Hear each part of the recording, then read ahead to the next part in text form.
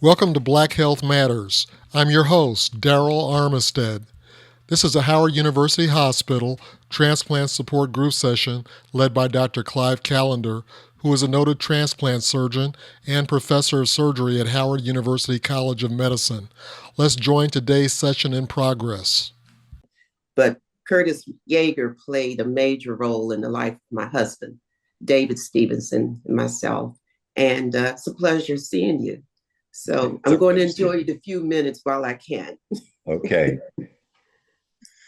Okay, John, I guess we can get started. You want to make a comment, John Buchanan? Yeah, I had a question for Curtis Yeager. Did you go on WTOP looking for John Tatum? I sure did. I thought I heard him on there. Yeah. That I was radio, TV, everywhere. I was all over the place. But yeah, they were. I was surprised, to be honest with you, that they actually came out to the hospital, in front of the hospital, the TV station did, and stood there and was very instrumental in being involved. And that was a shock to me because I had never received that kind of support ever from a TV station, but they willingly came out and no hesitation. That was a wonderful thing. And of course, Mr. Tatum knows one thing for sure. He knows that God was in charge, and no matter what man wants, he doesn't have the last say. And I was grateful that I was able to do that. And here he is now, some 30 years later. And yeah, isn't it wonderful? I will Yes, also it is. add that it was a hit. All of you all involved with John's transplant was a big hit at Liberty Baptist Church. Wonderful. Wonderful. We followed it intensely when we realized we were looking for John. Yeah. And the other hero, of course, is his wife, we don't see on there now, but she's been involved in everything before, during, and now, right? Mm-hmm. She'll be on in a few minutes. Okay. All right, John Buchanan, let's get started.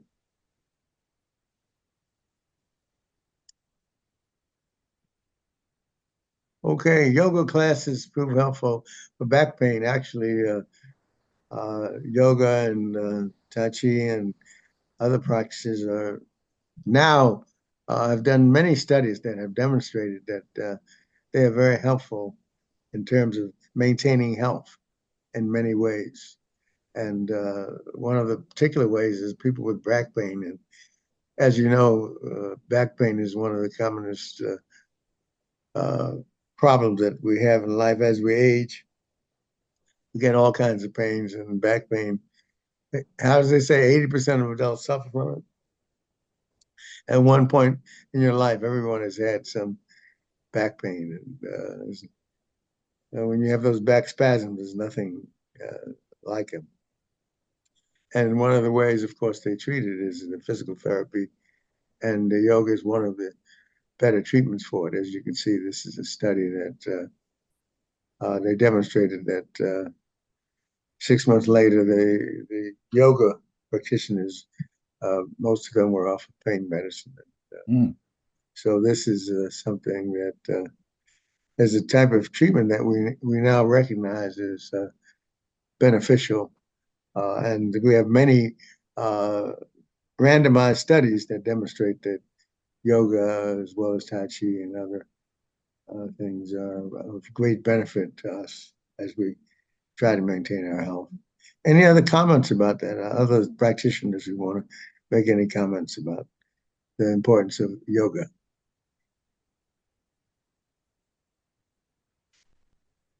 Okay, if there are no other comments.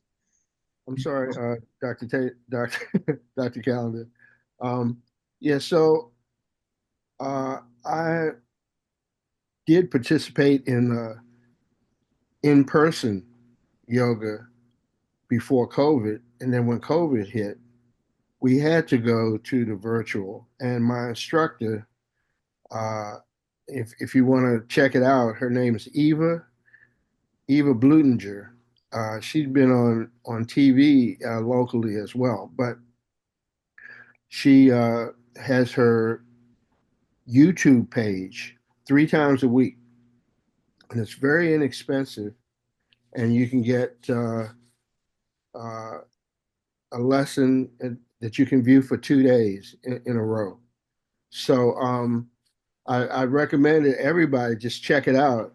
And if you tell them that John Buchanan sent you, she'll actually give you a lesson for free, so you can just feel it out. And she's probably in her 60s herself, so I mean she definitely understands us as mature people, and also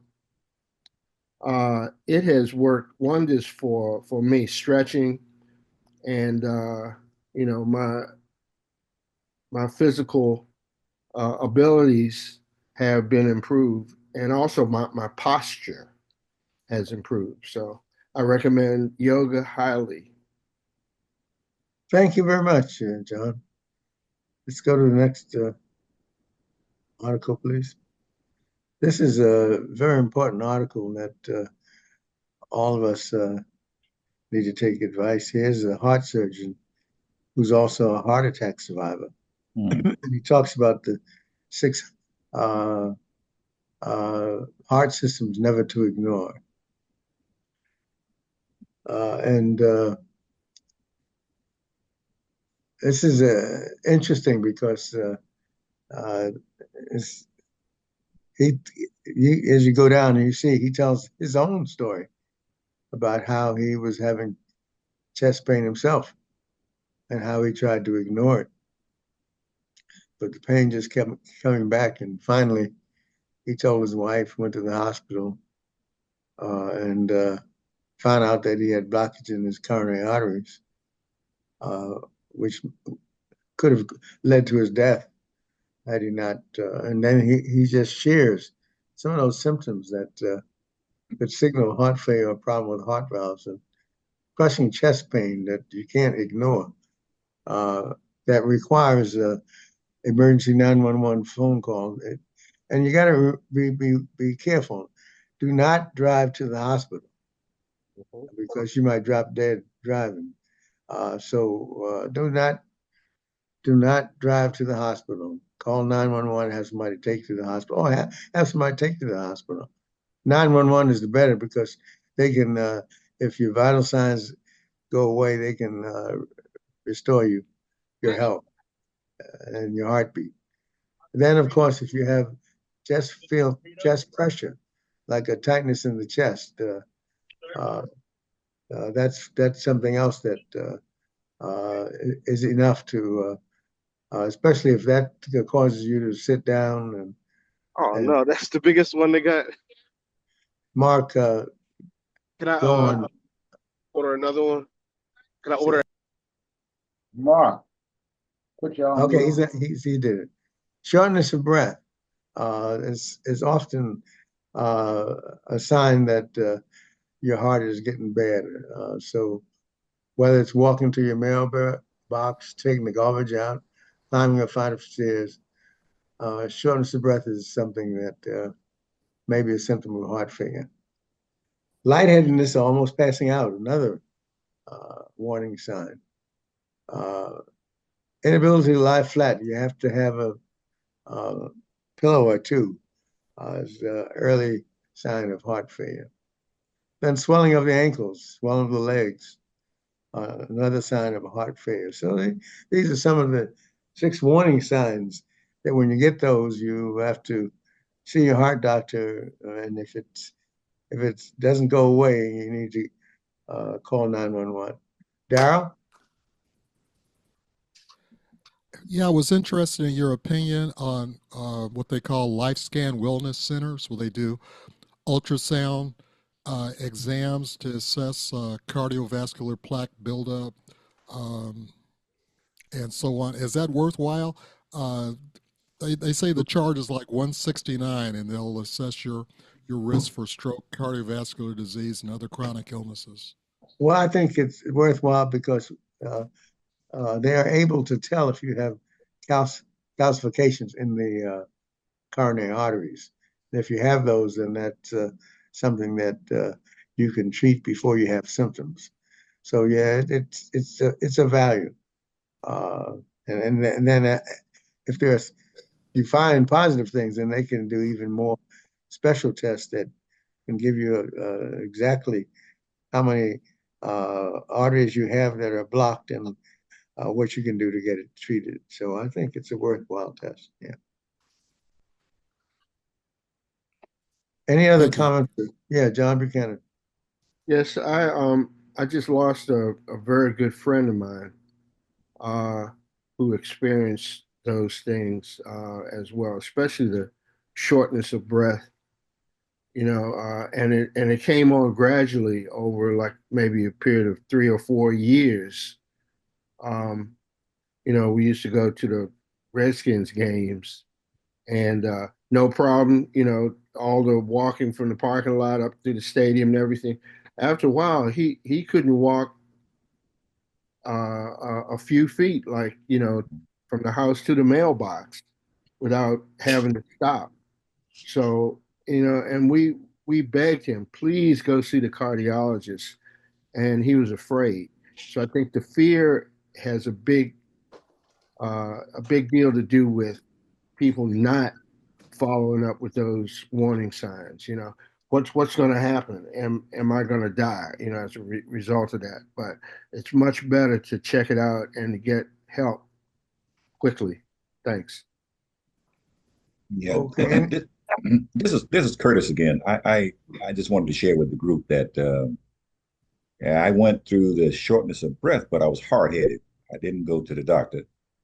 But finally, I decided one day that I said, I should do something. I went into the doctor's office and they did all the studies and the exercise tests and whatnot. He called me back at 4 o'clock that afternoon and said, I need you in the hospital um, tomorrow.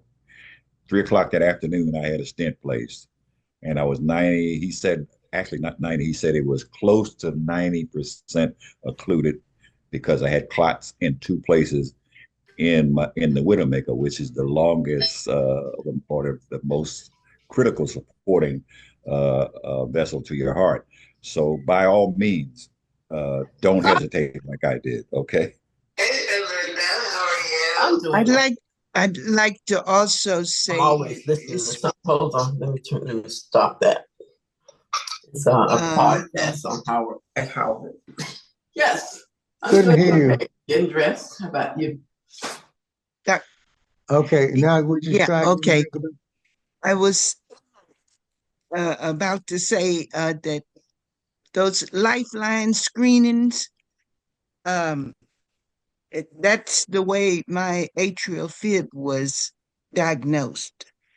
And I go every year, and I'm grateful for it because my cardiologist, when he saw me the first time, he said, "You're doing real good, but you have some occlusion there." And anyway, he started me on not heparin, Eliquis, and uh, I tell you, it was a lifesaver just going to the Lifeline screening.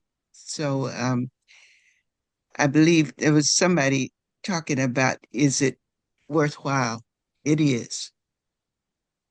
Any other comments? Thank you so much for the comments. Okay, let's go to the next article. Very important. Now, we're about to see for the next 4 years changes that are going to affect people all over the world, not only just here, but and this is an example of disruptions in the U.S. funding is going to threaten HIV care for children in Africa.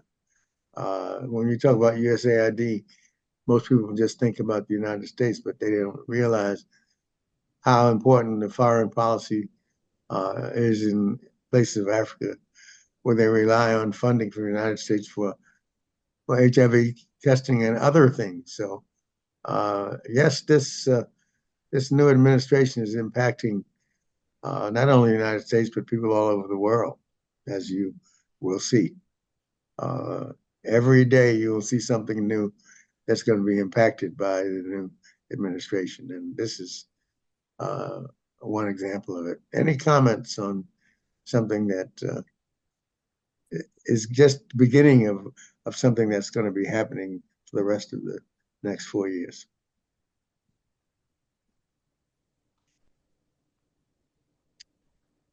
Okay, no comments, probably none necessary because this is what's happening and the wide implications of the new administration manifesting itself. And this is just the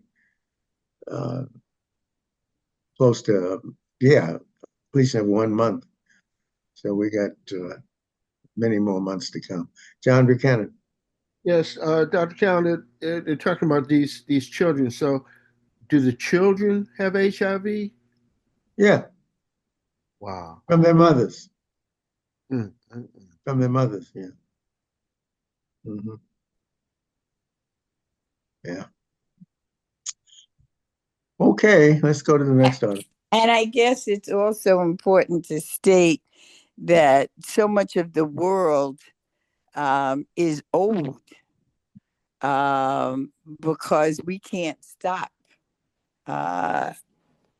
what we've been doing because we've used those populations to perfect our strategies and treatment. So it's old. Now, what did you say? We can't stop? Because we can stop. We're going to stop. What do you mean you can't stop?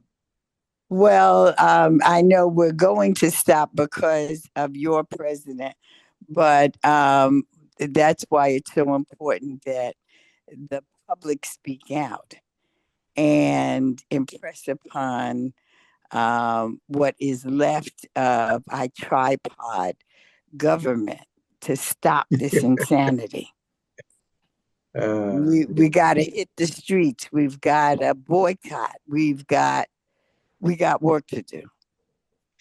Well, you had work to do to keep him out of there. Now that he's in there, Yeah, I know. yeah, that's. I know. It's like I told you so. It's I told you so. But we who told them not to vote for him still have to move. Still have to fight. Still have to fight, right? Okay, this is an issue that the flu is at its highest level in 15 years. It's funny how the flu is bouncing back after COVID. As TB is bouncing back, even so is the flu. And so those of you who've gotten your flu shot, you did it at the right time. And remember, we always have to recall that the double doses for those of us who are over 65. And there's a reason for that, because your immune system weakens as you age. So that's why those over 65 get a double dose. And if they don't give you a double dose, you have to ask for it. But anyway, this is clear that this is one of the most powerful flu seasons we've had in 15 years. So those of you who've gotten your vaccines, that's good to know. Any comments about the violence of the flu this year? Anybody been impacted by it yet? Yeah, I've seen a lot of people now, a lot of my friends, well, not a lot, but more than usual. Oh, I got the flu, right? And I think part of it has to do with the reaction, the negative take on getting vaccines at all. You know what I'm saying? The government, well, some of those other folks saying that the government is making us take these vaccines. So there's a negative reaction to having to take vaccines because a lot of people feel like they're being forced to do it. But this saves your life. Come on now. Yeah, this is interesting to see that there's such a negative attitude towards taking vaccines, and of course they tried to say that it was related to the Republicans and the Democrats having different perspectives on it, and of course that will be manifest as we see the new Secretary of Health as one of those people. So it's going to be interesting to see the consequence of this. Of course, I'm noticing that more people are having COVID as well. Just the number of people who are having COVID is surprising me because I thought more people had actually been vaccinated. Darryl and then Carol. Okay, yeah, this information probably came from what they call the disease detectives at CDC. And Monday we got an announcement that the DOGE, Department of Government Efficiency, halved, or they fired half of the CDC's disease detective staff. Yeah, that's the first step of having a new Secretary of Health who doesn't think much of CDC. Carol? I have a couple of personal friends that have gotten the flu, and they were wondering why it wasn't being publicized so people would know. And they said the emergency rooms have been filled recently with just over amount of people that have the flu. But the people that I know that got the flu, one was on this channel, they have been vaccinated and everything. So they say many of the people haven't been unvaccinated, but these couple of people that I know personally have been vaccinated. Okay. Did they go to the hospital? Yeah, they went to the emergency room. Okay. Were they and they hospitalized? sent them back home. Huh? Oh, they were not hospitalized. No, they weren't hospitalized. Okay. And they Betty, didn't die. No. Because well, that's the purpose of the vaccination, to prevent hospitalization and deaths. Betty Bela? Yes. Good morning, everyone. The fact that you just stated about the new health, education, and welfare person and his take on vaccines, do you think we're going to have a flu vaccine next year? I think we probably will, but he will do what he can to decrease but I don't think he'll be able to stop it. But it was going to be interesting to see the many changes that occur as a consequence of the new Secretary of Health. John Tatum, you're next.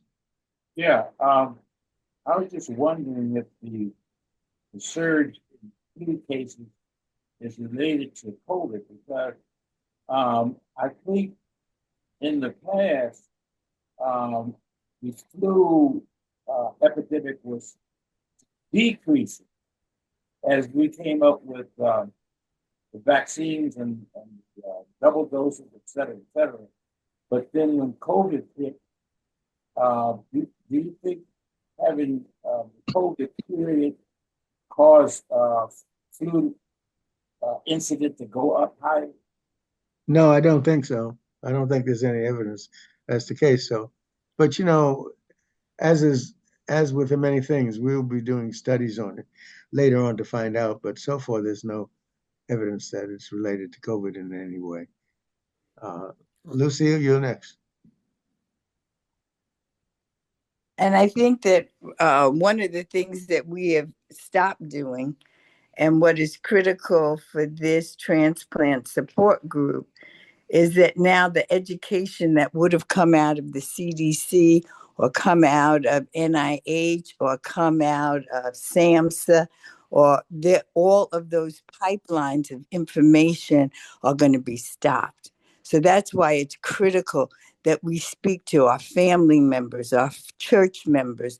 We now have to be the pipeline of education around health and the truth. And the truth. Yeah, you said many wise things in the past, but this is another one that looms large because this increases the importance of groups like this to educate and empower the community. Darryl. Yeah, excuse me. Yeah, COVID didn't help flu, but it was the social distancing and the mask wearing that helped flu prevention. Couldn't agree more. Thank you for your comments. Any other comments as we move on to the next article? This is a very interesting article that talks about a new test that identifies how long the vaccine will be effective for you. This is something we never had before, but we are having now. It's going to be interesting to see how this kind of precision medicine will identify the effectiveness of the particular vaccine for you. It's not available yet, but the researchers in Stanford have identified this blood test that looks at your particular immune system and identifies whether or not this will help you and how effective it will be. Time will tell. This is a promissory note, and it's going to be interesting to see if the promise that this brings will be actually fulfilled. Any comments or questions about this great promissory note that we can have specific information as to after every vaccine as to whether or not it will be effective for us? I had a question, Doc, about some of the terminology here. They said live attenuated viral vaccines. So those are viruses that have been killed that are used to produce the immune response. Is that correct? Attenuated means weakened. Yeah, right. Not killed, but weakened. Yeah. And the other one are adjuvants. Yeah, adjuvants are things that add to what is going on, but they intend to increase the potency of the particular substance. Thank you. Okay, I think that this immune analysis is going to be interesting. And they've done it in a number, but you notice the number of people they've done research on is still modest. And so this is going to be an interesting evaluation to see how this measures up over time with larger numbers. But the early activity suggests that it's going to be helpful. But we shall see.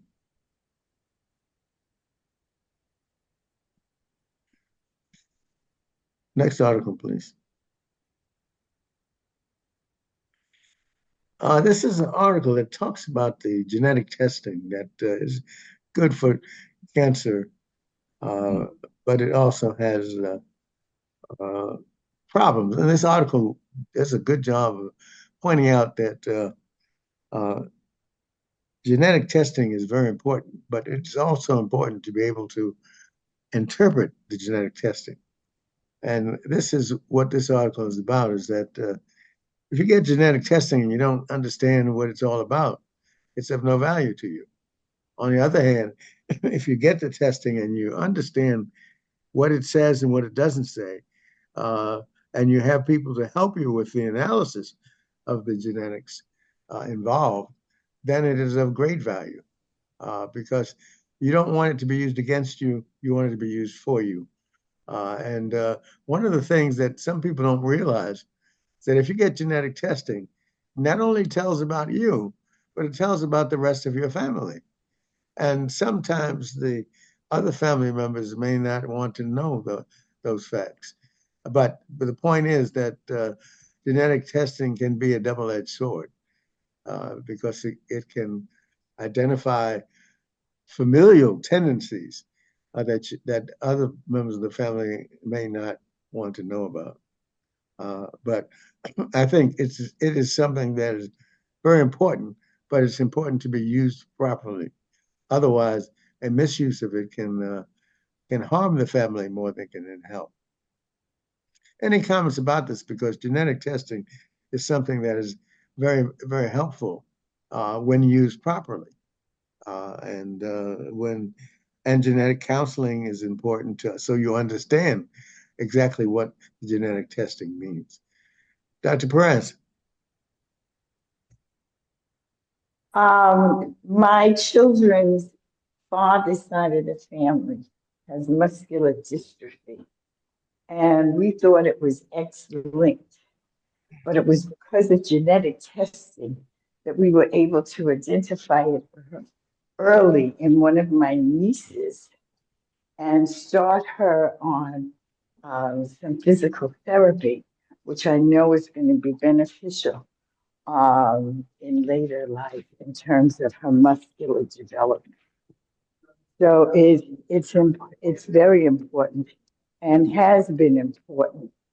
Our access to the testing because of racism and classism and all of that is important, but the benefits far outweigh the limitations. The other issue is that genetic testing tells family secrets. Yes. And that's the problem. It tells the family secrets. And some of these secrets are good and some are bad. And so sometimes it's very important that those family secrets be revealed. Darryl. Yeah, the genetic testing is usually covered by insurance when it's recommended by a doctor. It's considered medically necessary. And as you were saying, the problem comes when you don't get the interpretation of your results. I noticed that there's some there's some at-home hereditary cancer kits that you can buy for $49. So since it's at home, um, it doesn't come with the doctor to interpret the results, and that could be the problem that you're talking about, where you get the results, but you can't use them because you don't understand them. Well stated. Thank you. Carol? What type of secrets are harmful to know? Harmful is a relative term because it may be harmful to know that breast cancer is in your family and that if you don't do something about it, that you may come down with it later on in life. And you may need to have a prophylactic mastectomy or oophorectomy. So it depends upon whether or not you are ready to take advantage of the knowledge it gives you. And so if you're ready to take care of the knowledge it gives you, then it's beneficial. On the other hand, if you get the knowledge and don't know what to do with it, it's useless. And so that's so that if you have no knowledge and you don't have the ability to interpret it, as Darryl had said, then it's really of no value to you. That's the perspective that we're talking about, that if you don't know how to use the information, it is of no value to you, and may be harmful in the sense that you don't take advantage of the so-called secret that needs to be no longer secret. Oh, just one other thing. What about the mental? I thought I saw that too. Can it tell you? Well, for example, there are certain genetic tendencies that will let you know that you may be likely to have Alzheimer's and those kinds of things. So the genetic information is vast, can have mental aspects as well as physical aspects in terms of identifying disease processes. Does that answer your question, or do you need further? Yes, I would just like a long list of them, but that's okay. You'd like what? A long list. Oh, but that's okay. Yeah. John Tatum? Yeah, I'm trying to think of that long list of things that are family secrets, as you quote, family secrets that can be found out by genetic testing. because everything so far, even the thing about breast cancer and Alzheimer's, it seems like that can be a plus for families in those because Right, if used properly. If used yeah, properly. but I can't think of any. Maybe you can help me, or someone can help think of some genetic testing information that you want to keep hidden. Well, information is power. So education is power, and so it can be used properly or it can be ignored. It's up to you. And I think the intelligent use of genetic information is going to be very beneficial. But if you get the information and don't know how to use it or don't know how to interpret it, then it's of no value to you or to your family.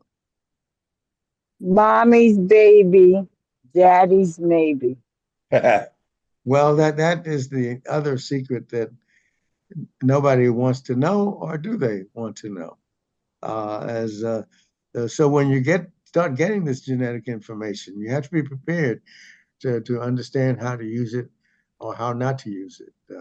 And a lot of that depends upon what the genetic information actually reveals. And as Dr. Perez identified, it can identify whether or not it's daddy's baby.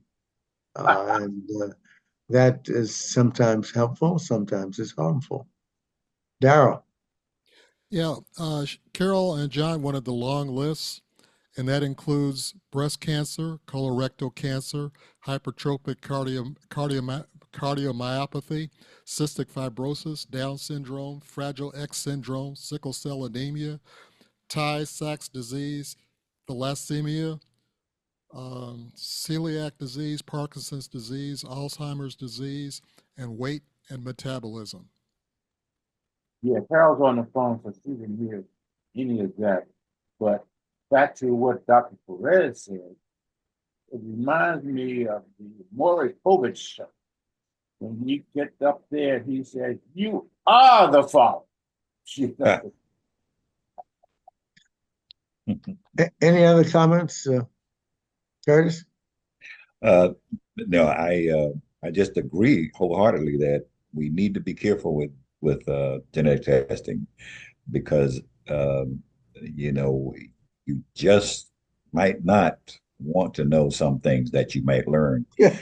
And the other side of it is if there's no one to interpret it, be very, very careful because sometimes we get these tests and we don't really get the true results or language that we don't understand. So it could be a two-edged sword.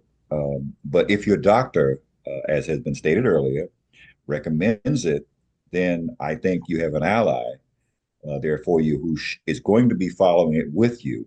And that might be the safest way to do this, opposed to these tests that you can buy over the counter, so to speak, almost like pay $35 or whatever and send it off and it comes back or something like that. So be careful. Right. Thank you. Any other comments before we go to the next article? Yeah, a lot of times this is used in court cases. Yeah, well, I tried to find that movie, but I couldn't find it, by the way, John Ken. Darryl. Yeah, insurances could potentially use genetic testing against you. Absolutely. In other words, Yes. charge you higher rates for life insurance or health insurance, or deny coverage based on your genetic testing. Absolutely. That's right. Yeah. That's what I was Thank you. Thank you for that comment.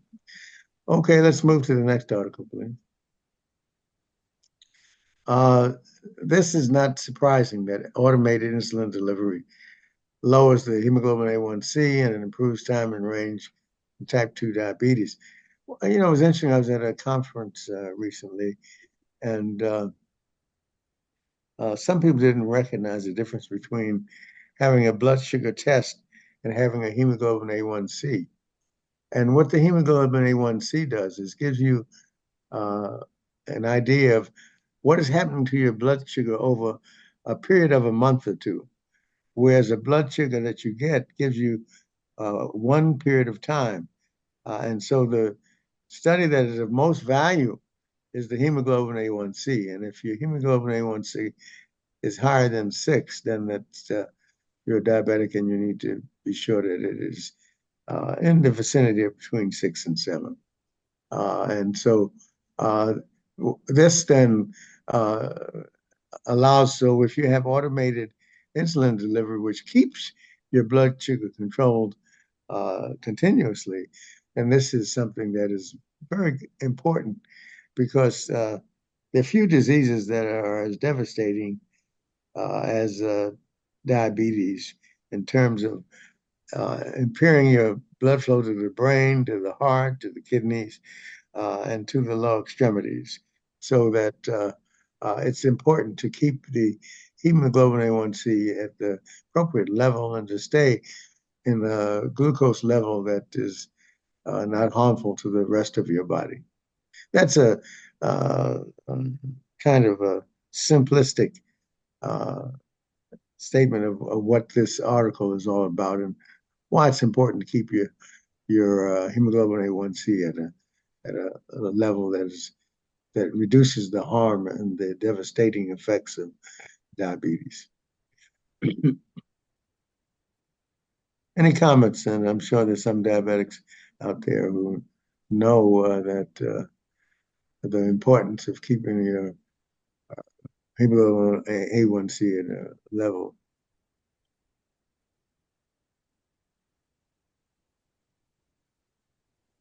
Of course, with the new treatments for diabetes, with the GLP-1s and others, it becomes easier to control for some. And we're talking here about type 2 diabetes.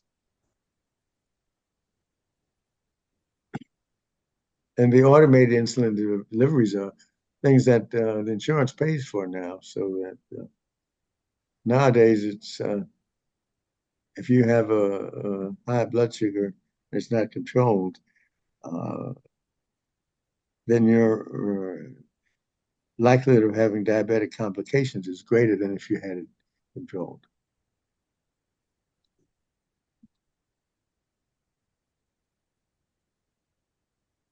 And you could say that some people have mild type 2 diabetes and don't need automation, and that's true as well. Any other comments on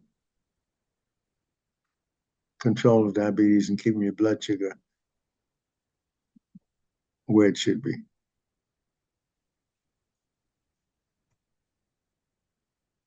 I had a quick question, Doc.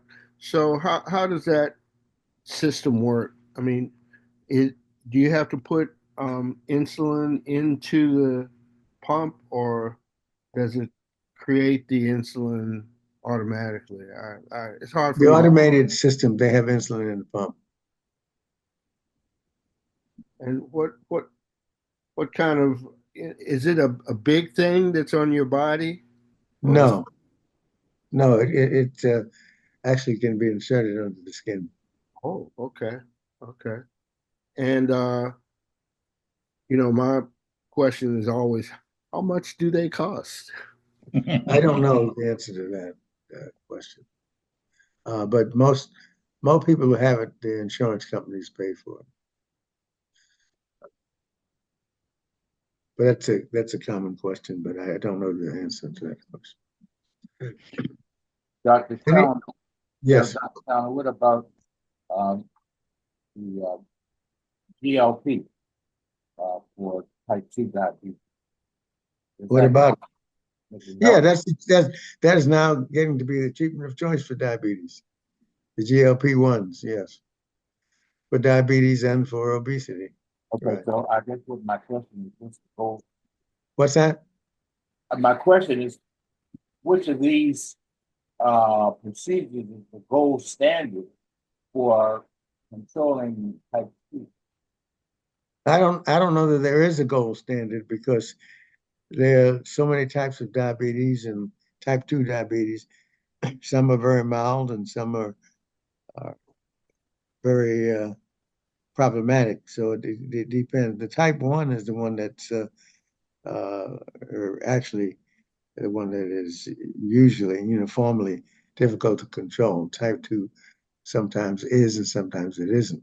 So I don't think that there is a gold standard in terms of whether you have exercise, diet, GLPs, or insulin or automated insulin delivery. Got it. Thank you for that. Darryl, and then Dr. Perez. The cost of an insulin pump without insurance varies depending on the brand, but generally the upfront costs can range from $6,000 to $10,000.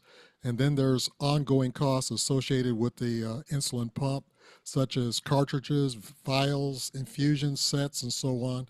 So the ongoing costs can range from $3,000 to $6,000 per year.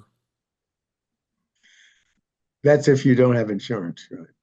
Well, yes, that's without insurance. Yeah. Dr. Perez, you had your. And I think you answered it, Dr. Callender. For type 1 diabetes, especially in adolescents, we've been using the pumps for decades. Right. And it saves lives because in adolescents, type 1 diabetics are very, very brittle. And so it has been a lifesaver. Interestingly enough, one of the things that can also be a lifesaver is if you're overweight and you have diabetes, bariatric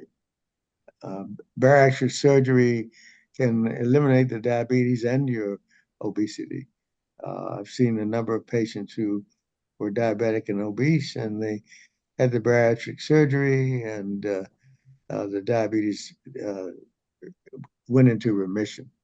And so that's an interesting sidelight that the bariatric surgery reveals that there's some hormones that are produced by the intestine that can actually reduce the tendency towards diabetes and actually eliminate it completely. Dr. Perez?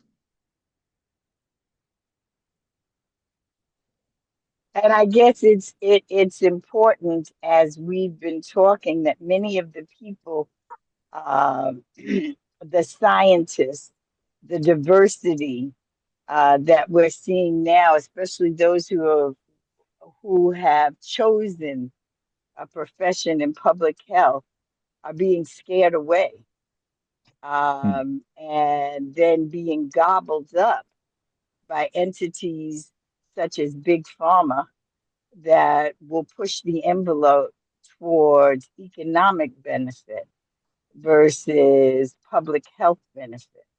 So the impact of this bull in a china shop that this present administration is having can have an impact for a generation. So, firing 40,000 federal employees. Okay, next article, please. I guess there are no more comments. This is something that has long been known, and that is that ethnicity, and we call it race, may affect waiting list allograft and transplant outcomes in polycystic kidney disease. And of course, when you look at the Blacks and the Hispanics, they spend more time on dialysis and have delayed graft function more than white patients. And so this is a study that identifies and reveals that there isn't equity in transplantation or dialysis, and it's something that needs to be addressed so that we eliminate the longer waiting times for people of different ethnicities.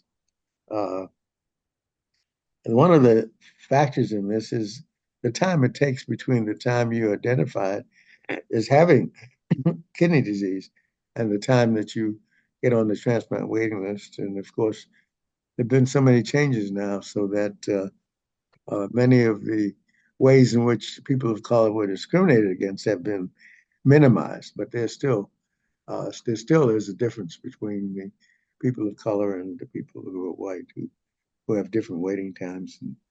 And as we start off this program by a gentleman who spoke about the recalculations that have been changed because of efforts to move towards equity and to decrease the long waiting times for people of color.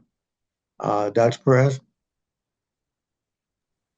Again, our 50th anniversary celebration, we heard testimonies of people who remained on transplant waiting lists for years, came to Howard, and were transplanted within weeks. Well, it's interesting to note that the waiting time still for transplants, if you're a deceased donor, is still from 5 to 10 years at some centers. For living related donors, it's probably 3 to 6 months, depending upon the way in which you approach it, because a lot of that time can be cut down. And also, living related transplant is associated with 20% better success rate. So our push is to try to increase the number of people who get living related transplants, and that number and the people of color has not increased over time, except in the Latino and Hispanic population. John Buchanan. Yes, Dr. Callender, what can you explain the graft situation they're talking about here? I mean, graft survival is what you're talking about? Graft failure? That just means that the kidney stops working. Just like the person who mentioned had his kidney for 4.5 years. That's graft failure when the kidney. What in transplantation, we give immunosuppressive medication for the rest of the patient's life. And the purpose of that immunosuppression is to keep the graft from being rejected. And if the graft is rejected, we call that graft failure. If you stop taking your medication, the graft fails. Sometimes when you take the medication, over time, your immune system destroys the kidney or the liver or the heart. And when that happens, we call that graft failure. That's what we mean by graft failure. And so that the best way to accomplish this is by having a relative donor who's a good match, which is associated with the longest survival. I don't know, does that answer your question or not? If you want to, it's just the terminology allograft. That allograft just means that a transplant between somebody of the same species. So human to human, that's an allograft. But so the graft means that's where you connect the. That's correct. Okay. Yeah, you put the heart, the kidney, the lung, the intestine, the pancreas, put it in. That's the graft, and you have the connection, the anastomosis between the blood vessels. That's the graft. We call it the graft. Yeah, that's the term we use. And Mr. Tatum? I hadn't seen this polycystic kidney disease is one of the probably the fifth commonest kidney failure, which is a genetic disease. And we don't talk too much about polycystic kidney disease, but we should, because it's more common than we think. It occurs in blacks and whites, but it's probably the fifth commonest cause of kidney disease. Okay, thank Tatum? Yeah, you mentioned about failure, it's important to get the best match that you could possibly get to try to prevent. Can't understand you. I'm saying you mentioned about graft failure. Yes. And all the reasons why a graft could fail. I just wanted to add one, and that is a graft could fail that was a good match, and it could be unknown why it failed. Yeah, there are many causes of graft failure, right? So, right. Okay. Any other comments or questions?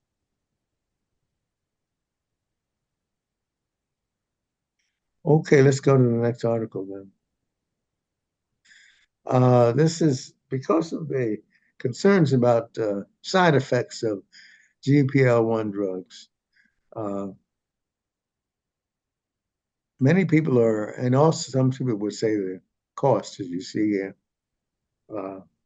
And some people are reducing the amount of the medications, and they think that this decreases the side effects and therefore makes use of the drugs more efficient. And so that microdosing is now becoming something to do, not only because of the cost, but also because it decreases the side effects. We've mentioned over time that the GLP-1 drugs seem to be the wonder drug of the 21st century, and so this is something that's worthwhile, especially when if you don't have insurance and you have to pay for it.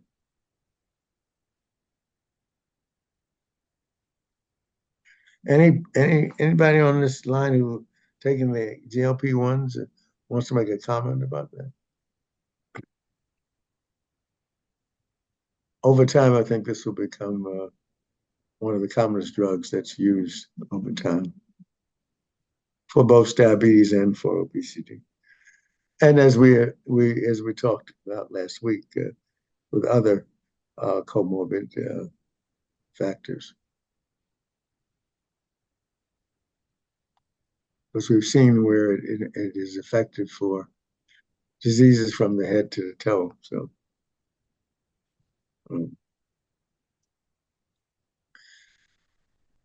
if no more comments, we'll go to the next article then.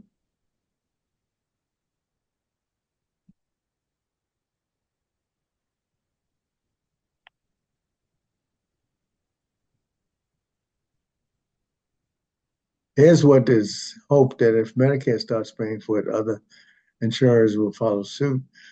That's usually the case, but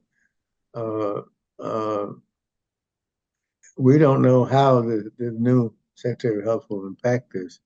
But there is a restriction on the Medicare coverage of weight loss.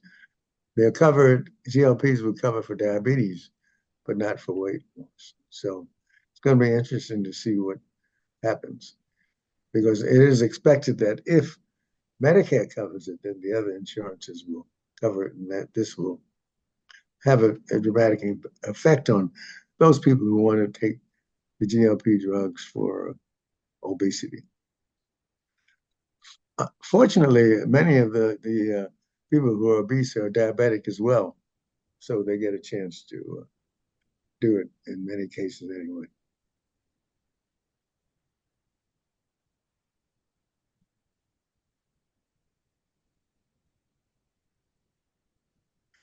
Okay, Jochebed, see you. This is the tendency: Medicare, then Medicaid, and then everybody else. So people are looking to see what will happen with the bariatric surgery and Medicare decision. So we'll see.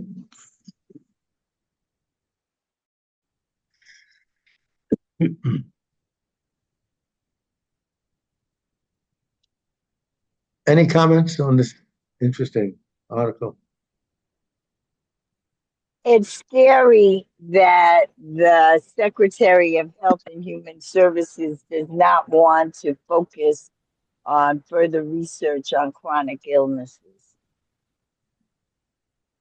It's scary, but that's his position, and he's now the Secretary of Health, so we'll have to be able to deal.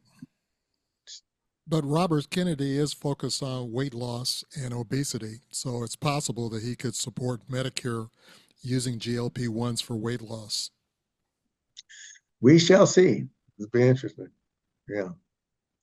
He has a lot of interest in terms of addressing ultra-processed foods, and so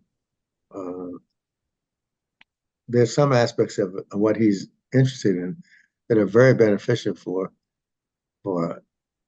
Americans.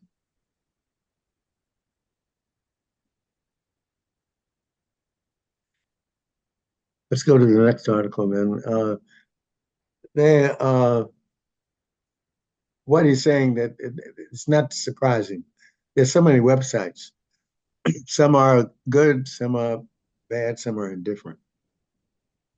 And they found that some websites are not good about compounded GLPs drugs, and that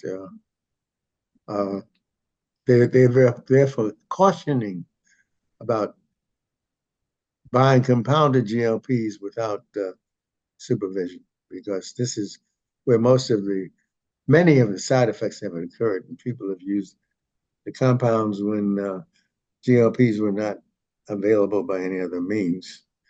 And this then resulted in people having many side effects, which are preventable.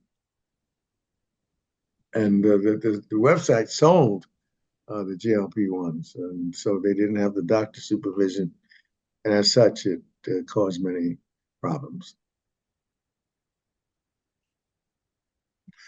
So for the most part, it's advisable if you get your GLP to get it under the coverage of a physician, so that you'll be able to use it safely.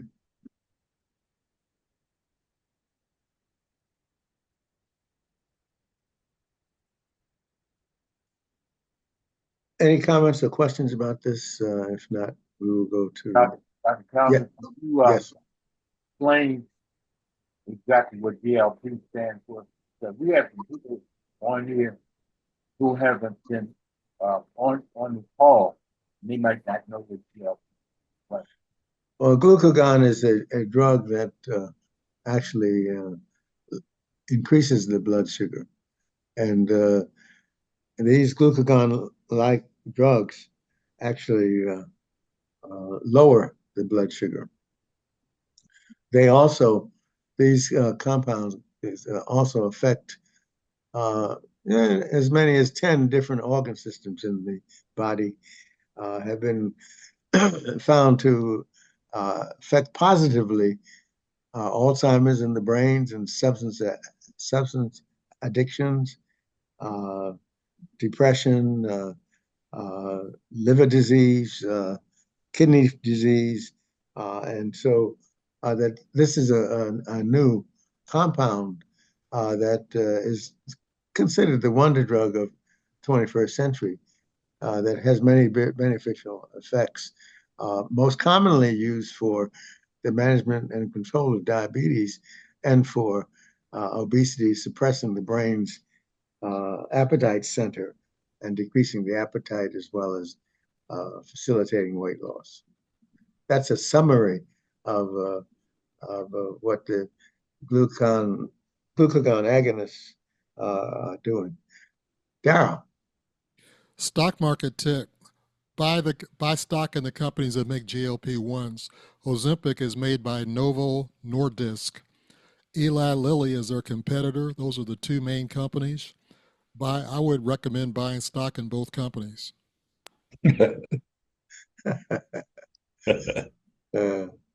Okay, any other comments?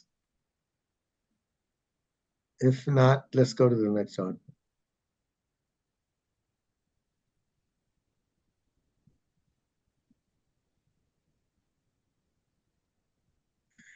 This is an article that talks about this, how many ways in which the drugs, GLP-1, glucagon-like peptide drugs are useful. And you can see a laundry list. You can go down the slide just a bit.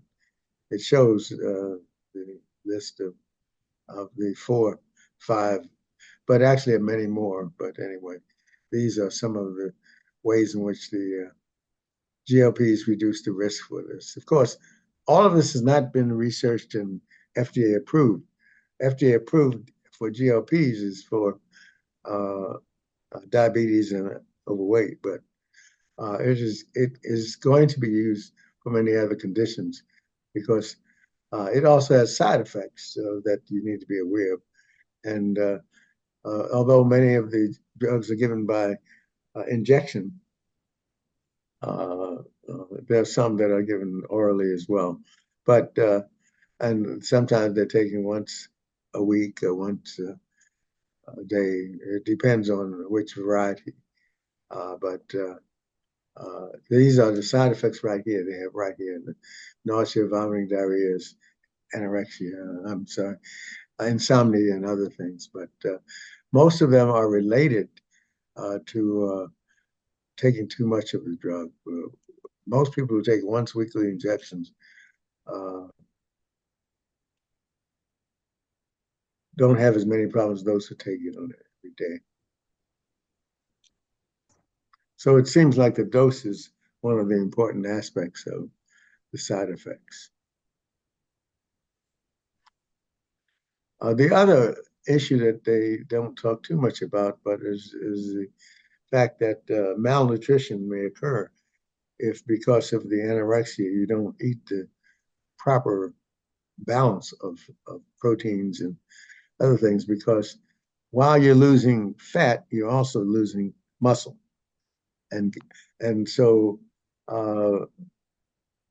muscle wasting is something that can occur if you don't eat enough protein. So that the emphasis is eating a proper diet, regardless of what medication you're on. And,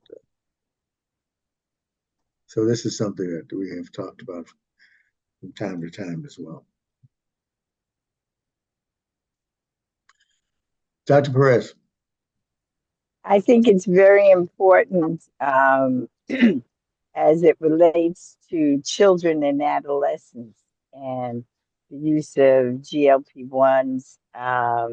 It's been approved, but obviously because it's growing, children are growing, and we don't know enough about the level of impact that it will have on them. So it's critical that they have the appropriate nutrition along with the use of these drugs now in children and adolescents. I think that's the one positive thing that Kennedy did make a comment about, the fact that there isn't enough data to go along with the use of GLP-1s for children. Okay, let's go to the next article.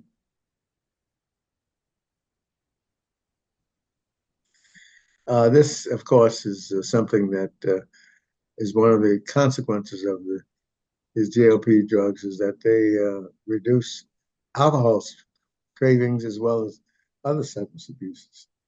So that this is now being touted for the use of substance abuses. Alcohol, of course, being one of the commonest ones, nicotine, of course. And it's interesting how this is identified in alcoholism, of course, is probably one of the commonest substance abuse drugs that we have. And people who are being studied, they identified that they decreased their alcohol use. And so they're now using this for substance abuse as well. And the studies they've done demonstrate that when compared to the placebo group, and placebo group, I mean, they don't get any medication at all.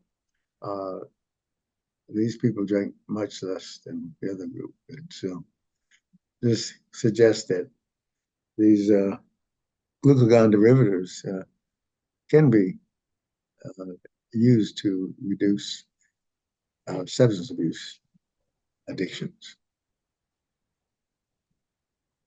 Made me stop drinking. What did you say, Mr. Tatum? Okay. let's go to the next article. And as with everything, there's side effects to everything, and this is optic neuropathy that they're finding in a small number of patients, so that they think it's because of the rapid correction of the hyperglycemia that may cause this eye complication. But if you have any eye problems, it's important to go to your eye doctor, ophthalmologist, get him to check your vision to see if the eye condition can be treated.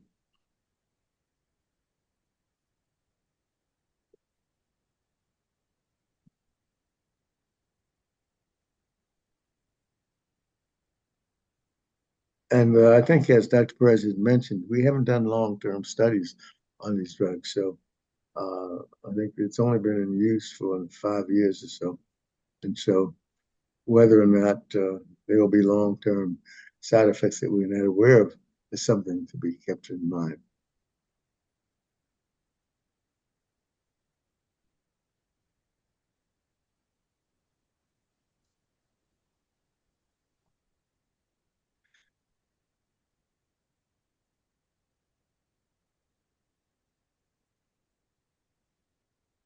So if you get any eye changes while on these drugs, you go see your eye doctor. And this is not a common condition, but it is treatable by the eye doctors.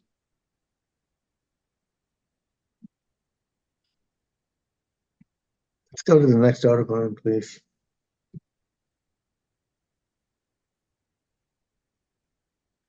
This is an interesting article that talked about lipid-lowering drugs being linked to insect sting anaphylaxis. And you know, when you read these studies, you have to wonder, is this just an association or is it cause and effect? And you can see the number of patients was small. And so also is the number of people who develop insect sting anaphylaxis. So whether in the long run, this is something that becomes an issue is unclear. But the early data suggests that people have anaphylaxis to insect stings and on these medications, on lipid-lowering medications, have to have a concern about that.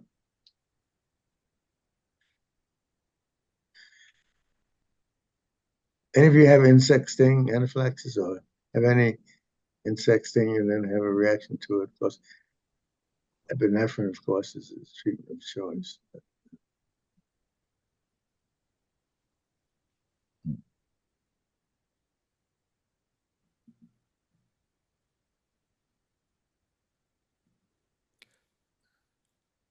Just want to be clear, the lipid reduction drugs or cholesterol reduction drugs, is that the same thing?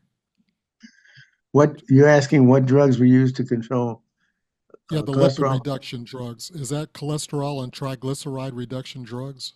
Yes, we're talking, yes. Okay.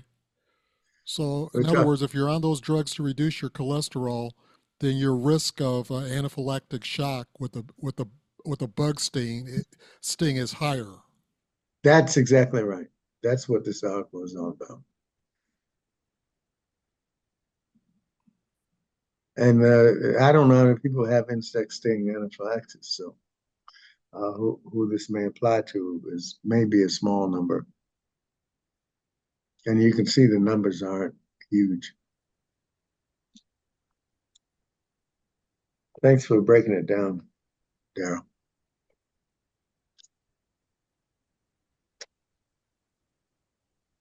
Okay, let's go to the next article. I'm sorry, Dr. Callender, quick question. So statins, are those included in this? Yes. Okay. Statins are used to lower cholesterol. If you're taking a statin and you get stung, that's right. You have a greater likelihood of getting insect sting anaphylaxis. Yeah. If you're taking, and statins are commonly used. So it's important to appreciate that, although So Insect stings are not that common. should people that are taking statins carry an EpiPen? Well, that's a good question that I can't answer because it's so few people seem to have this insect sting anaphylaxis. But Certainly, if you if get it, it you could kill you. certainly if It's you better to. have a peanut allergy, you should carry EpiPen. Now, I don't think with such low numbers, I would not think that they would be expected to carry EpiPen. Well, I'm just thinking better to have and not need than to need and not have. So if you're one of the few that the bee sting is going to kill you, I'd be looking for my EpiPen if I was taking a statin. Good advice. Good advice. Good advice. Okay, let's go to the next article. Can also stay inside.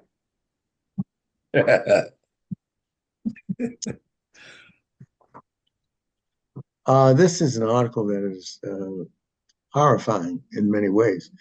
The graphic that you see under this is impressive.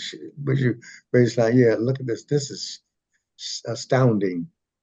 Maternal deaths in high income per 100,000 deaths, and you can see where we stand. It's really embarrassing that, and the group that has more than the other are Latino and blacks, and so this is more applicable to us than to anybody else. And so we have to look at why we have so many maternal pregnancy-related complications, and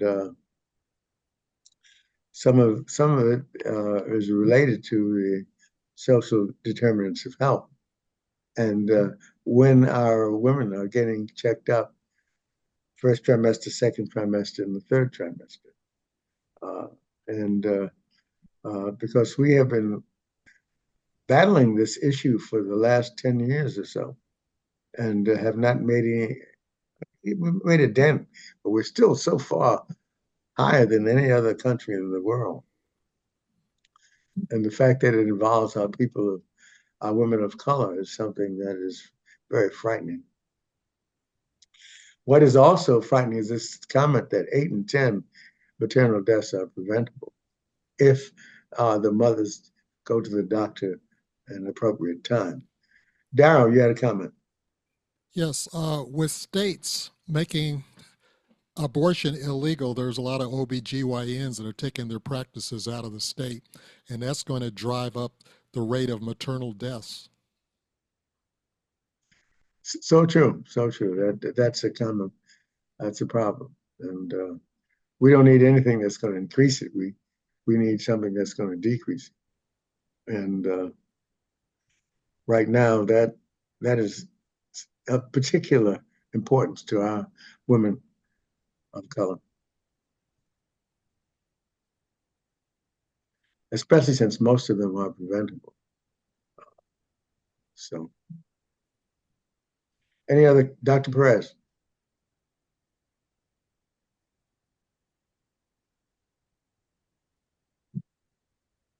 Dr. Perez? Okay, I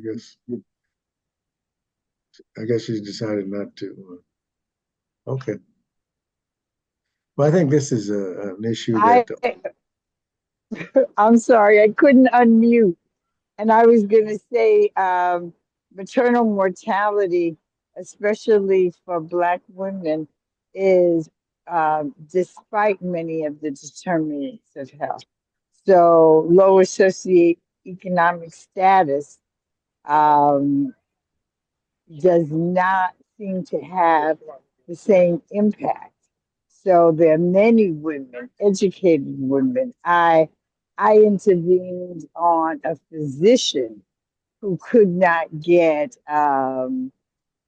support in a hospital because of biases about her complaints. So it's such a big issue that has not been addressed. It's astounding It's just really an atrocity. Well, look at Serena Williams. Exactly. Perfect example. Yeah. They wouldn't listen to her. They wouldn't listen to her. Yeah. Okay. One thing, this is Curtis again. One thing that too we need to remind ourselves constantly of in rural communities, clinics are closing, the community hospitals are closing, and I think it's only going to get worse as we see this new regime coming into play and wanting to cut back on everything. They're going to force the doctors who have struggled so hard to stay in those communities um, to support that community. Those doctors are going to be forced to leave. The health care providers are going to be forced to leave. So it's going to open the door even more so for those maternal deaths to occur. As a result of that, we need to be mindful of that. We need to fight for our community hospitals, and we need to fight for Howard. I'm always going to say that because there's been a struggle for many, many years to ensure that we don't get a fair shake. And I won't talk about that on this. We'll talk about that on another day, maybe. Critical points. Okay. Any other comments on this article? Okay. This is something we have to continue to notice. We have to talk about it every day, not on another day, because we have to rise up. We can see it. Oh, come, we got to get angry, and we have to make sure that everybody understands these principles. What are the principles you want to espouse? The principle that we are not going in the direction of our research. We had an article that talked about the disparities as it related to transfer. We've known that. How much more money has Motab got? Huh? Yeah. How much? No, the research has shown that if it is a live donor, it's better. I mean, you have been preaching this for decades. Yeah. You should not. I mean, they should be throwing money at you and Motab. What is there a difference in the value of life? We gotta be angry. I'm sick and tired of being sick and tired. Fighting the fights that we fought 50 years ago. Yeah. Any other comments? So true. So true. I have to agree with everything she said. That's all I can say. It's Curtis once again. I wholeheartedly agree. I watched it as I was there, and it hasn't changed at all. Continues. Racism in this country is alive and well. And unfortunately, we have someone in the office who opened the door. And those who have been hiding stepped in to the gap to ensure that it grows and grows and grows unless we step up to the plate. And those of us who are in position financially to do something about it, we need to put our money where our mouth is and stop letting situations like what happened in a community years ago where we built up our own community. We had our own hospitals, our own everything, and we allowed them to bomb it with planes and whatever. We just need to be mindful of history and not let it repeat itself. Elizabeth, thank you for your comments, Curtis. Elizabeth? Yes. Good morning, everyone. Good morning, Dr. Callender. As a, I worked in the 70s for 20 years. I worked in an ambulatory community health center in administration. And we were making progress in the community, a very lot of progress, because they could connect with the people, the staff, and we were making a lot of progress. But and I was over the grant. And so every year our stats were really, really good. But every year we had a reduction in funding. Yeah. Okay. Yeah. Thank you for that. And these same barriers persist to accessing substance use disorder treatment, despite a greater need. And of course, this is the data that you can see. The need doubled, and the people receiving treatment decreased. So this then is proof of the fact that we're going in the wrong direction. But is that going to change for the better or for the worse? Time will tell. Because substance abuse is increasing and our effort to treat it are decreasing. So it's going in the wrong direction. And it's something to worry about. Elizabeth, your hand still up, or is that from the previous? Okay. Oh, sorry. I'll take it down. Thank you. Anybody else have any comments about this? Lucy, I think you probably are closer to this than anybody else on this call. Any comments about this? Sad data identification? I think, Dr. Callender and everyone, that this tendency to try to mute or discredit what we see as addiction, they want to soften it up. Substance abuse disorder, I said, more acceptable. It's really drug addiction. Yeah. It's called a spade a spade. It's and including alcohol. Alcohol is a drug addiction. They want to make it clinical sounding.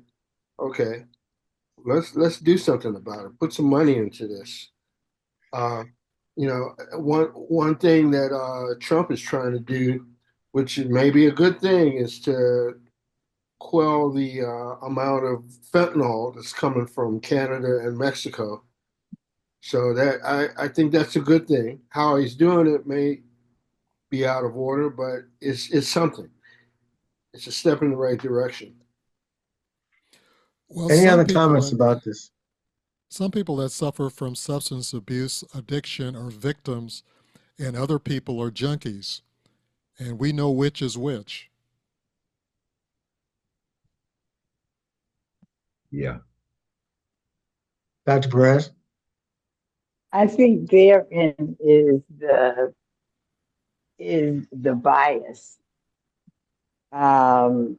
When it was heroin, depending on the drug of choice for a certain population, the adjectives that are positive and negative, and not the essence of the addiction, the addictive disease. And maybe GLP-1s might be a significant determining factor of that, and its use for that. Because if it's heroin, it's one thing. We're talking about fentanyl now. Does that have the same type of impact that opioids?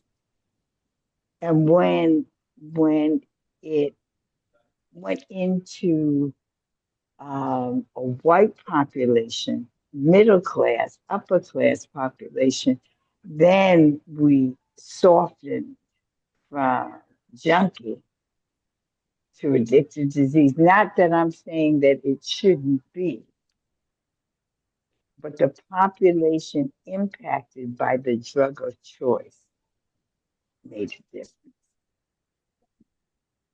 Okay, Yeah, I guess this is Curtis again.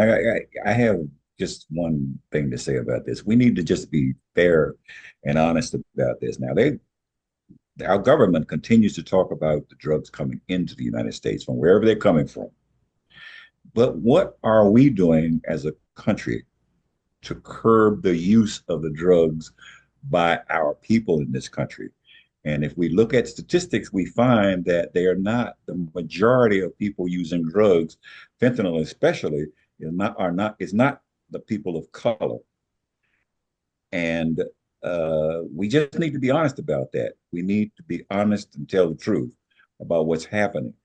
If you're not going to curtail the usage in the country that's being affected, which is this one, bringing it in is not going to eliminate the problem.